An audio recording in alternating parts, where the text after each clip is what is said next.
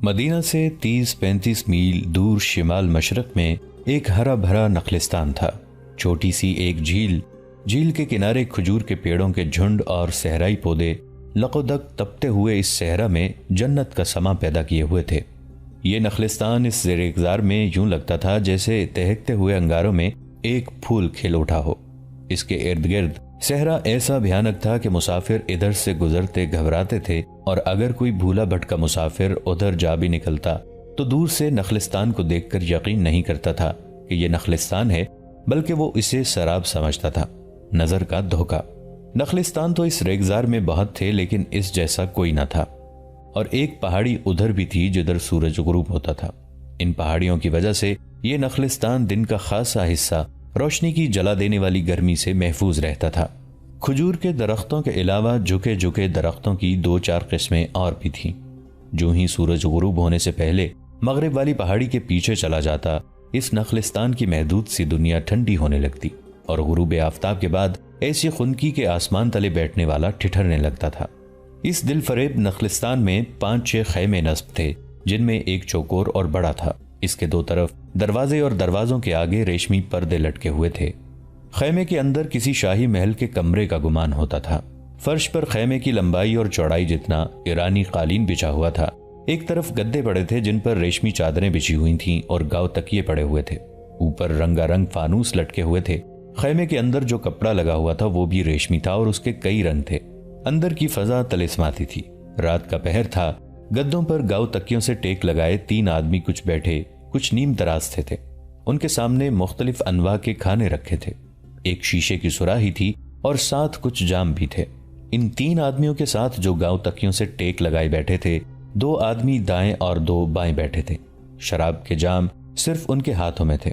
باقی 3 آدمی شراب نہیں پیتے تھے۔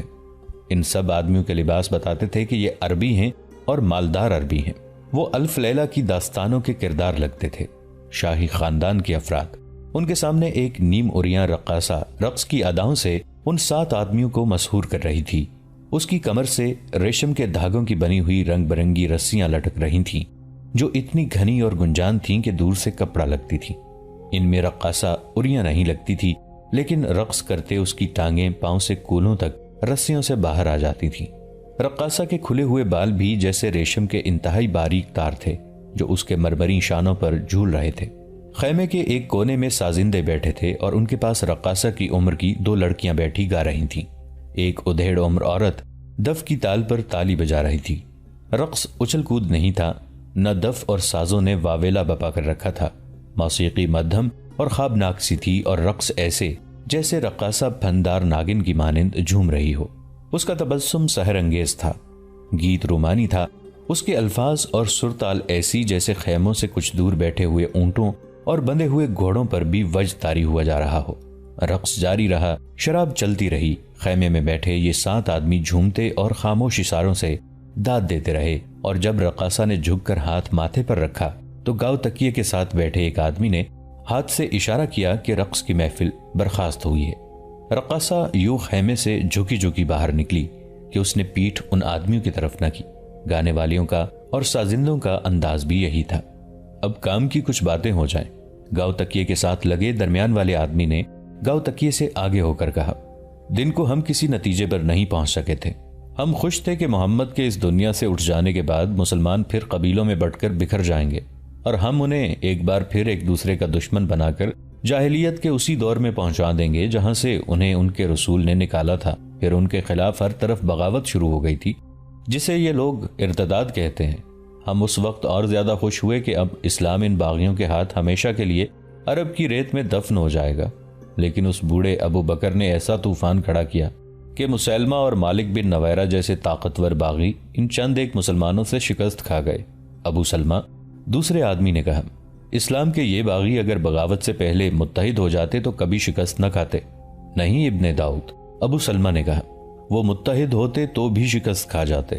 یہ کہو کہ مسلمانوں کے پاس خالد بن ولید اور ابو عبیدہ نہ ہوتے تو یہ باغی شاید کامیاب ہو جاتے۔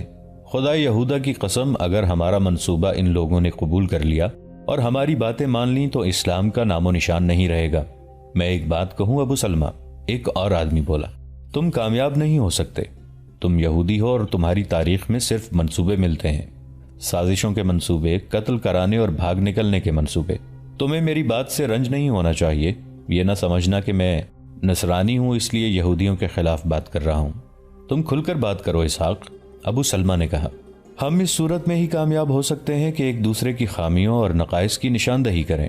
یہاں سوال میری ذات یا بنی اسرائیل کی توہین کا نہیں، ہمیں اسلام کا خاتمہ کرنا ہے، جس کے لیے بہترین وقت یہی ہے۔ تم چاروں نصرانی ہو اور ہم تینوں یہودی ہیں۔ میں اس وقت کو تصور میں لا رہا ہوں جب نصرانیوں اور یہودیوں میں اتحاد ہوگا۔ اب بات کرو۔ میرا مقصد کسی کی توہین نہیں، اسحاق نے کہا۔ میں کہنا چاہتا ہوں کہ بنی اسرائیل جنگ سے گریز کرتے اور میدان جنگ سے دور رہتے ہیں۔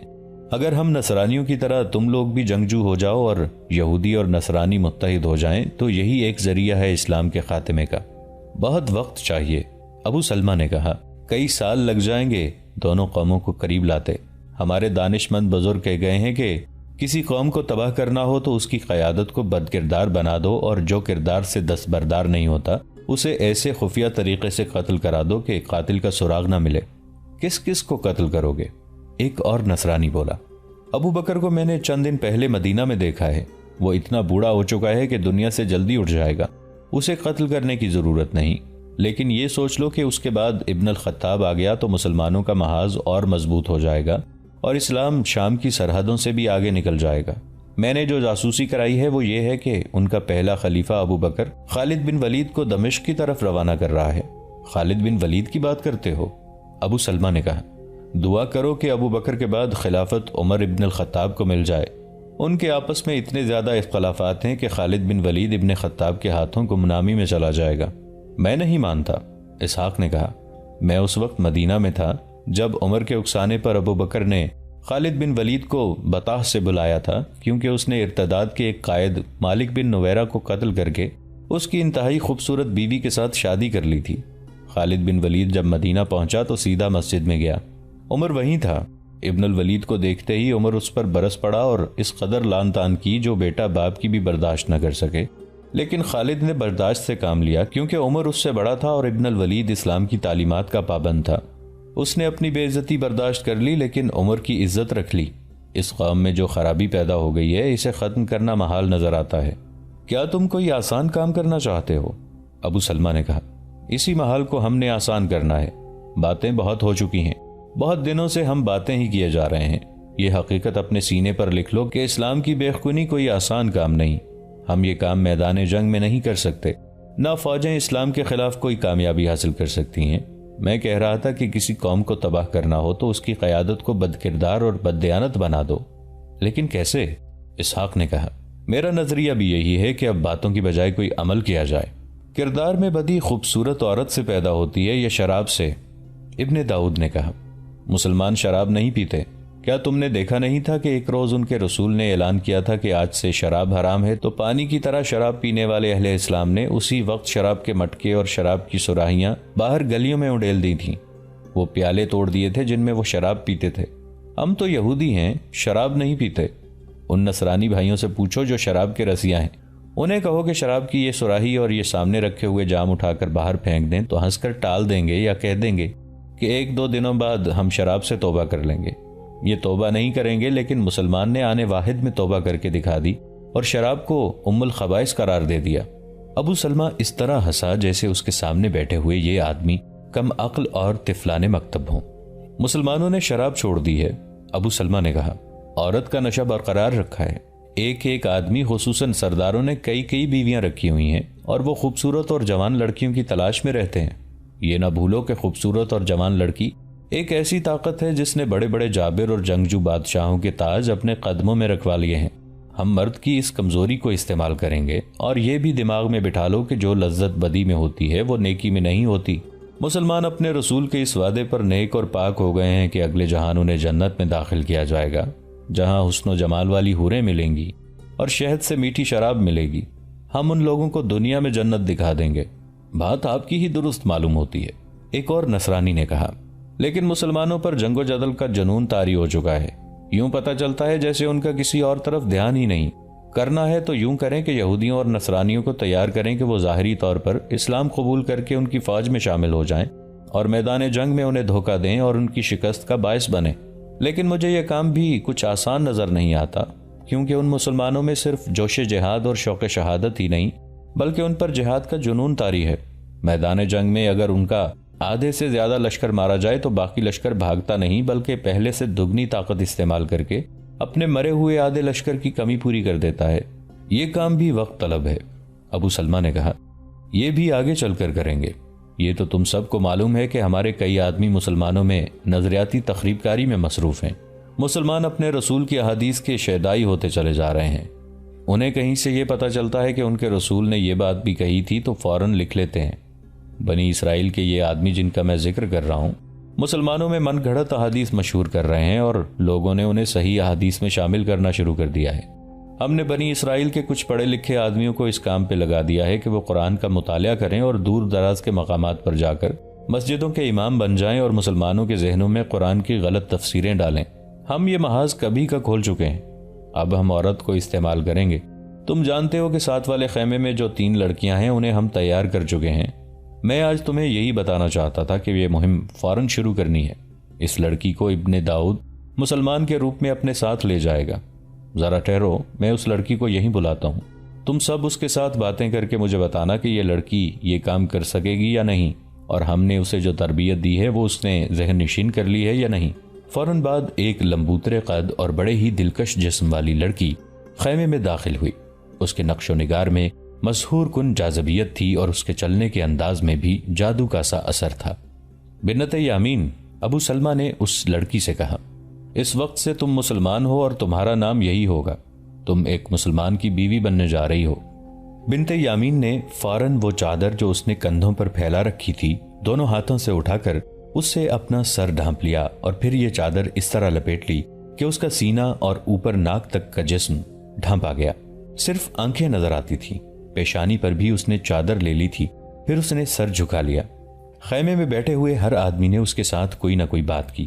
لڑکی نے ہر بات اور ہر سوال کا موزوں جواب دیا اور جواب دینے کا انداز ایسا تھا جیسے وہ شرم و حیا سے مری جا رہی ہو۔ پھر اس سے پوچھا گیا کہ مسلمان کی بیوی بن کر وہ کیا کرے گی۔ اس نے جو تربیت حاصل کی تھی اس کے مطابق تفصیلی جواب دیا۔ میرے ساتھ زیادہ باتیں نہ کریں، بنت یامین نے کہا۔ آپ کے تمام سوالوں کے جواب میرے عمل سے ملیں گے جن کے لیے میں بالکل تیار ہوں۔ ابو سلمہ نے اسے اشارہ کیا کہ وہ چلی جائے۔ اس نے فوراً سر سے چادر اتاری اور پہلے کی طرح کندھوں پر پھیلا دی اور اٹھ کر باہر چلی گئی۔ کیا خیال ہے؟ ابو سلمہ نے اپنے ساتھیوں سے پوچھا۔ باتوں کی حد تک لڑکی ہوشیار معلوم ہوتی ہے، اسحاق نے کہا۔ اس خیمے میں تو اس نے ہمیں مطمئن کر دیا ہے، دیکھنا یہ ہے کہ مسلمان کے خیمے میں جا کر یہ کیا کرے گی یا کیا کر سکے گی۔ اتنی حسین لڑکی کسی بھی مسلمان پر جادو کی طرح چھا سکتی ہے، ابو سلمہ نے کہا۔ ہمیں تمہاری ہر بات سے اتفاق ہے ابو سلمہ، ایک نصرانی نے کہا۔ ہمیں خوش فہمیوں میں مبتلا نہیں ہونا چاہیے۔ میں چاہتا ہوں کہ اپنے پچھلے ناکام تجربوں کو سامنے رکھیں۔ مسلمانوں کے خلاف ہماری ہر سازش ناکام ہوتی ہے۔ مجھے خیبر کا معرکہ یاد ہے۔ مسلمانوں کی قیادت ان کے اپنے رسول کے ہاتھ تھی اور مسلمانوں نے فتح حاصل کر لی تھی۔ بنی اسرائیل کی ایک عورت زینب بنت الحارث نے، جو سلام کی بیوی تھی، ان کے رسول کو قتل کرانے کا کتنا اچھا طریقہ آزمایا تھا۔ اس نصرانی نے غزوہ خیبر کے فوراً بعد کا واقعہ سنایا۔ اس یہودن نے رسول کریم صلی اللہ علیہ وآلہ وسلم کے پاس جا کر عقیدت مندی کا اظہار والہانہ طریقے سے کیا اور عرض کیا کہ وہ رسول اکرم صلی اللہ علیہ وآلہ وسلم کو اپنے گھر کھانے پر مدعو کرنا چاہتی تھی۔ حضور صلی اللہ علیہ وآلہ وسلم نے اس یہودن کی جذباتیت سے متاثر ہو کر دعوت قبول کر لی تھی اور اسی شام اس یہودن کے گھر چلے گئے۔ آپ صلی اللہ علیہ وآلہ وسلم کے ساتھ بشر رضی اللہ عنہ بن البارہ تھے۔ زینب بنت الحارث نے سالم دمبا بھونا تھا جو اس نے حضور صلی اللہ علیہ وآلہ وسلم کے آگے رکھ کے پوچھا کہ آپ صلی اللہ علیہ وآلہ وسلم کو دمبے کا کون سا حصہ پسند ہے۔ آپ نے دستی پسند فرمائی۔ زینب نے دستی کاٹ کر آپ کے آگے رکھ دی۔ بشر رضی اللہ عنہ بن البارہ نے ایک بوٹی کاٹ کر منہ میں ڈال لی اور چبانے لگے۔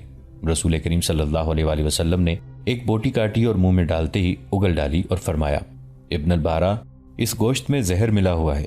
بشر رضی اللہ عنہ بن بارہ بوٹی چبا رہے تھے جو انہوں نے اگل تو دی لیکن زہر لعاب دہن کے ساتھ حلق میں اتر چکا تھا۔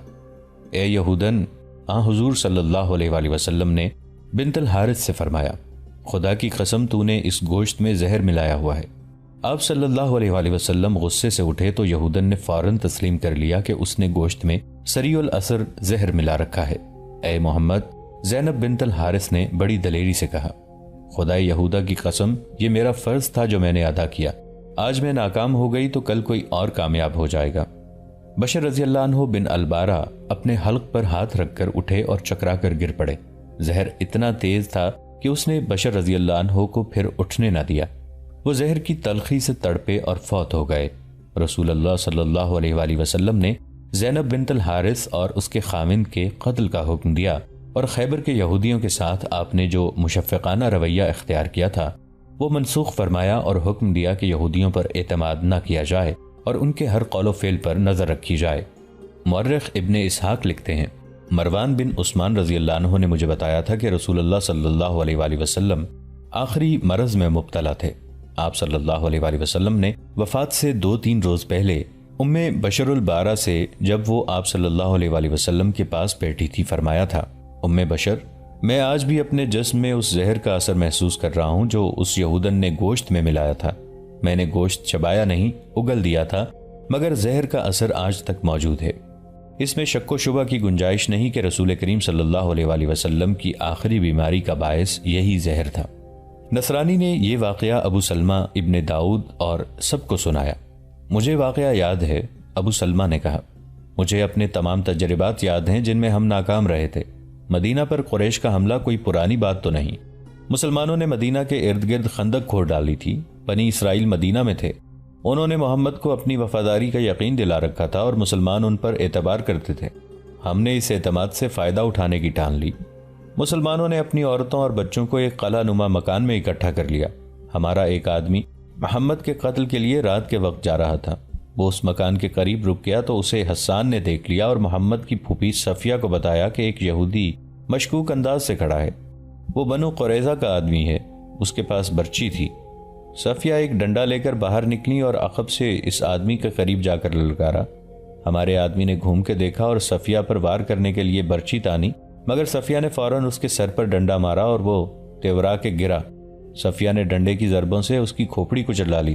ہم نے تو ان مسلمانوں پر جو مدینہ میں خندق کے اندر رات کو سوئے یا بیٹھے ہوئے تھے حملہ کرنے کی بھی سوچی تھی، لیکن اس آدمی کے قتل سے یہ راز کھل گیا کہ ہماری نیت ٹھیک نہیں۔ اس کا نتیجہ یہ ہوا کہ محمد کے حکم سے یہودیوں کو قتل کرا دیا گیا۔ وہ وقت ہمارے لیے زیادہ موزوں تھا۔ ابن داؤد نے کہا، اس وقت خالد نے بھی اسلام قبول نہیں کیا تھا، اکرمہ اور ابو سفیان بھی مسلمان نہیں ہوئے تھے۔ یہ تینوں بڑے دلیر اور اثر و رسوخ والے آدمی تھے اور خندق کے معرکے میں مدینے کے محاصرے میں شریک تھے، لیکن محمد کی پھوپھی صفیہ نے بنو قریظہ کے اس آدمی کو قتل کیا تو ہمارا منصوبہ بے نقاب ہو گیا۔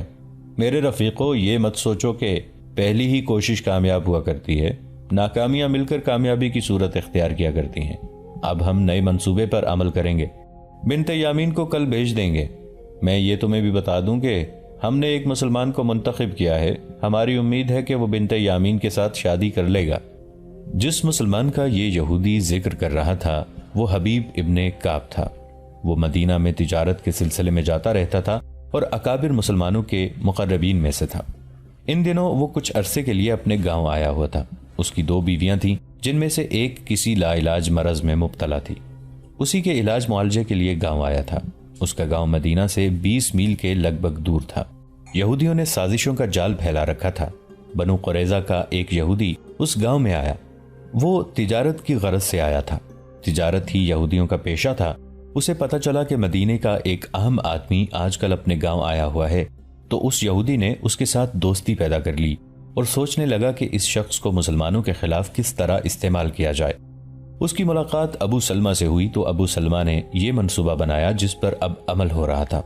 اس یہودی نے، جس نے حبیب ابن کعب کے ساتھ دوستی پیدا کی تھی، حبیب کو ایک اور شادی کا مشورہ دیا اور اسے یہ بھی کہا کہ وہ اسے ایک بہت خوبصورت مسلمان لڑکی لا دے گا۔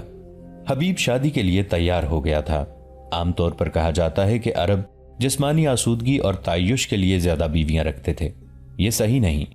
عرب دراصل زیادہ سے زیادہ نرینہ اولاد پیدا کرنے کے لیے زیادہ بیویاں رکھتے تھے۔ اس وقت طاقتور اسی کو سمجھا جاتا تھا جس کے بھائی اور بیٹے زیادہ ہوتے تھے۔ حبیب بھی انہی عربوں میں سے تھا۔ اس کی 2 بیویاں تھیں جن میں سے ایک کسی لا علاج مرض سے قریب المرگ تھی۔ وہ دوسری شادی کا حاجت مند تھا۔ حبیب کا یہ یہودی دوست اپنا تجارتی مال بیچ کے چلا گیا۔ کچھ دنوں بعد ایک آدمی چادر میں لپٹی ہوئی ایک جوان لڑکی کو ساتھ لیے اس کے گھر آیا۔ اس نے اپنا نام ابن داؤد ہی بتایا۔ اس زمانے میں عرب کے نصرانیوں، یہودیوں اور مسلمانوں کے نام ایک جیسے ہی ہوا کرتے تھے۔ ابن داؤد نے کچھ یہودی تاجروں کا حوالہ دیا۔ میں بہت ہی غریب اور لوٹا پٹا آدمی ہوں۔ ابن داؤد نے کہا، میں نے اسلام قبول کر لیا ہے۔ میرے قبیلے نے اسلام قبول کرنے پر مجھے مارا پیٹا اور لوٹ بھی لیا ہے اور قبیلے سے نکال بھی دیا ہے۔ بڑی مشکل سے اپنی اس بیٹی کو چھپا کر وہاں سے لایا ہوں۔ تمہارا دوست میرا بھی دوست ہے، میں تو اس کے ہاں پناہ لیے ہوئے تھا۔ اس نے مجھے بتایا کہ تمہیں ایک بیوی کی ضرورت ہے۔ میں اپنی بیٹی کو تمہارے پاس لایا ہوں۔ میں نو مسلم ہوں۔ مجھ پر ایک کرم تو یہ کرو کہ میری بیٹی کو اپنے عقد میں لے لو اور مجھے مدینہ میں کہیں نوکری دلوا دو، خواہ یہ کسی سردار کی غلامی ہی کیوں نہ ہو۔ اگر اپنے لشکر میں بھرتی کروا دو تو ساری عمر دعائیں دوں گا۔ حبیب نے شادی تو کرنی ہی تھی، لیکن اس نے جب ابن داؤد کی بپتا سنی تو وہ بغیر سوچے سمجھے شادی کے لیے تیار ہو گیا، اور جب اس نے لڑکی کو دیکھا تو اس نے اسی شام نکاح کا فیصلہ کر لیا۔ اگلے روز نکاح خاں کو بلا کر حبیب نے بنت یامین کو اپنے عقد میں لے لیا۔ ابن کعب ابن داؤد نے کہا، تم نے میرے سر سے اتنا بڑا بوجھ اتار پھینکا ہے جس کے نیچے میں اور میری بیٹی کی عصمت کچلی جا رہی تھی۔ میں کچھ دنوں کے لیے جا رہا ہوں۔ اگر تم میرے لیے کوئی ذریعہ معاش پیدا کر سکتے ہو تو مجھے بتاؤ کہ میں واپس یہیں آ کر تمہیں ملوں یا تمہارے پاس مدینہ آ جاؤں۔ اگر تمہارا کوئی اور ٹھکانہ نہیں تو تم میرے پاس رہ سکتے ہو۔ 10-12 دنوں بعد میں مدینہ واپس جا رہا ہوں، میرے ساتھ چلے چلنا۔ نہیں، ابن داؤد نے کہا، میں تم پر اپنا بوجھ نہیں ڈالوں گا۔ میں اب اپنا ٹھکانہ مدینہ میں ہی بناؤں گا جہاں مجھے مسلمانوں کا تحفظ حاصل ہوگا۔ پھر تم 10-12 دنوں بعد مدینہ میں میرے پاس آنا۔ حبیب بن کعب نے کہا۔ ابن داؤد بنت یامین کے سر پر باپوں کی طرح پیار کر کے چلا گیا۔ کچھ دنوں بعد ہی وہی نخلستان تھا، اس میں وہی خیمہ تھا، اندر سے اس کی سج دھج وہی تھی اور محفل بھی وہی تھی۔ وہی رقاصہ سازوں اور دف کی سرتال پر تھرک رہی تھی اور صحرا کی ایک اور رات گزرتی جا رہی تھی۔ ابو سلمہ کے اشارے پر ساز خاموش ہو گئے، رقاصہ کا تھرکتا جسم ساکت ہو گیا۔ ابو سلمہ نے سر کو ہلکی سی جنبش دی تو رقاصہ اور سازندے خیمے سے نکل گئے۔ ابن داؤد کو آنا چاہیے تھا، ابو سلمہ نے کہا۔ آتا ہی ہوگا، اسحاق نے کہا۔ وہ کوئی بچہ تو نہیں، آ جائے گا اور مجھے امید ہے کہ کچھ کر کے ہی آئے گا۔ ہو سکتا ہے صبح آ جائے۔ یہ یہودی اور نصرانی پھر اسلام کی بے خونی کی باتیں کرنے لگے۔ ابو سلمہ پہ غنودگی طاری ہونے لگی۔ محفل برخاست ہونے ہی لگی تھی کہ گھنٹیوں کی آواز سنائی دینے لگی جو قریب آتی جا رہی تھی۔ ابو سلمہ چونک اٹھا، باقی سب کے بھی کان کھڑے ہو گئے۔ وہ آ رہا ہے، بیک وقت 2-3 آدمیوں نے کہا۔ ایک نصرانی دوڑتا ہوا باہر نکلا۔ صحرا کی شفاف چاندنی میں کچھ دور ایک اونٹ چلا آ رہا تھا جس پر ایک آدمی سوار تھا۔ اونٹ کے گلے میں بندھی ہوئی گھنٹیاں جل ترنگ کی طرح بج رہی تھیں۔ چھوٹے خیموں میں سے 2-3 ملازم بھی باہر نکل آئے تھے۔ نصرانی جو باہر نکلا تھا وہ اونٹ کی طرف دوڑ پڑا۔ تم ابن داؤد ہی ہو سکتے ہو، نصرانی نے بلند آواز سے کہا۔ تو اور کون ہو سکتا ہے؟ شتر سوار نے جواب دیا۔ قریب آ کر شتر سوار جو ابن داؤد ہی تھا چلتے اونٹ پر سے کود کر اترا اور نصرانی سے بغلگیر ہو گیا۔ ایک ملازم نے آگے ہو کر اونٹ کی مہار پکڑ لی اور اسے ادھر لے گیا جہاں دوسرے اونٹ بندھے ہوئے تھے۔ میں جانتا تھا تم آج رات آ جاؤ گے۔ ابن داؤد کے خیمے میں داخل ہوتے ہی ابو سلمہ نے کہا، آؤ بیٹھو، کچھ کھا پی لو اور بتاؤ کہ کیا کر کے آئے ہو۔ کیا دنیا میں ایسا کوئی انسان ہے جو اتنے خوبصورت اور قیمتی نگینے کو بلا قیمت قبول نہ کرے؟ ابن داؤد نے مسکراتے ہوئے کہا، وہ شخص جس کا نام حبیب بن کعب ہے کچھ میری باتوں سے اور زیادہ تر بنت یامین کو دیکھ کر آپے سے باہر ہو گیا تھا۔ آدمی کیسا ہے؟ اسحاق نے پوچھا۔ ہمارے کام آ جائے گا، ابن داؤد نے جواب دیا۔ میں نے ایک غریب اور مظلوم نو مسلم بن کر اس کے ساتھ ایسی باتیں کی کہ وہ میرے ساتھ کھل کر باتیں کرنے لگا۔ میں نے جب اسے کہا کہ میں ذریعہ معاش کی تلاش میں ہوں تو اس نے یہ کہا کہ یہ تو کوئی مسئلہ ہی نہیں، مدینہ کے بڑے سے بڑے آدمی سے بھی میں بات منوا سکتا ہوں۔ مختصر بات یہ ہے ابو سلمہ، جیسا مجھے بتایا گیا تھا وہ واقعی اثر و رسوخ رکھنے والا آدمی ہے اور قبیلوں کے سرداروں تک اسے رسائی حاصل ہے۔ ہم نے بنت یامین کے ذریعے اس سے جو کام کروانا ہے وہ اس سے ہو جائے گا۔ ابو سلمہ نے کہا، میں 3-4 دن بعد مدینہ کو روانہ ہو جاؤں گا۔ ابن داؤد نے کہا، اس نے مجھے کہا ہے کہ میں اس کے پاس پہنچ جاؤں۔ کیا اب ہمیں سو نہیں جانا چاہیے؟ بہت تھک گیا ہوں۔ سو ہی جائیں تو اچھا ہے، ابو سلمہ نے کہا، اور اس طرح یہ محفل برخاست ہو گئی۔ اگلے روز سورج سر پر آ رہا تھا۔ کھجور اور دیگر درختوں کا ایک گھنا جھنڈ تھا جس میں چھاتے جیسا سایہ کر رکھا تھا۔ جدھر سے ہوا آ رہی تھی ادھر ایک قنات درختوں کے تنوں سے بندھی تنی ہوئی تھی۔ اس نے صحرا کی گرم ہوا اور اس کے ساتھ اڑتی ریت کو روکا ہوا تھا۔ اس جھنڈ کے نیچے قالین بچھا ہوا تھا اور ابو سلمہ ابن داؤد، اسحاق اور ان کے ساتھی بیٹھے ہوئے تھے۔ نوکر ان کے آگے کھانا چن رہے تھے۔ ایک شتربان جو اونٹوں کو ذرا پرے لے گیا تھا دوڑتا آیا۔ آقا، شتربان نے ابو سلمہ کو اطلاع دی، دور ایک گھڑ سوار آتا نظر آ رہا ہے، کوئی مسافر نہیں لگتا، گھوڑے کی رفتار خاصی تیز ہے اور اس کا رخ ادھر ہی ہے۔ یہ سب اٹھے اور قنات کے اوپر سے اس طرف دیکھنے لگے۔ گھوڑا اور سوار صاف نظر نہیں آ رہے تھے۔ تپتی ہوئی ریت سے غیر مری سی بھاپ اٹھ رہی تھی اور اس میں گھوڑے اور سوار کے خدوخال یوں نظر آ رہے تھے جیسے جھیل کے ہلتے پانی میں کنارے کے عکس نظر آتے ہیں۔ یہ صرف صحرائی لوگ ہی پہچان سکتے تھے کہ آنے والا گھڑ سوار ہے یا شتر سوار، کوئی اپنا ہی ہوگا۔ ابو سلمہ نے کہا، اس طرف سے گزرتا ہی کون ہے؟ وہ دیکھتے رہے۔ انہیں کسی قسم کا خوف نہیں تھا، وہ ڈاکو نہیں تھے، نہ ان کے پاس ڈکیتی کا مال تھا۔ وہ گھومنے پھرنے والے تاجر تھے جنہیں لٹنے کا ڈر ہو سکتا تھا، لیکن ان پر یہ شبہ نہیں کیا جا سکتا تھا کہ یہ کوئی رہزنوں کا خطرناک گروہ ہے۔ جوں جوں گھوڑا قریب آتا گیا اس کے خدوخال واضح ہوتے گئے۔ یوں معلوم ہوتا تھا جیسے گھوڑا شفاف پانی میں ڈوبا ہوا اندر ہی اندر چلا آ رہا ہو۔ تقریباً 100 گز فاصلہ رہ گیا تو صاف پتہ چلنے لگا کہ یہ گھوڑا ہے اور اس کی پیٹھ پر اس کا سوار ہے۔ سوار نے بازو اوپر کر کے دائیں بائیں ہلایا، جو اشارہ تھا کہ میں تمہارا اپنا آدمی ہوں اور میں خوش ہوں کہ میں نے تمہیں پا لیا ہے۔ دوستو، آج کے لیے اتنا ہی۔ اسی کہانی کی اگلی قسط کے ساتھ بہت جلد حاضر ہوں گے۔ نیچے کامنٹ سیکشن میں اپنی رائے کا اظہار ضرور کیجیے گا۔ ہمارے اس چینل کو سبسکرائب کر کے نیچے موجود بیل آئیکن کو بھی ضرور کلک کیجیے گا۔ اگلی ملاقات تک کے لیے ہمارا اور آپ کا اللہ نگہبان۔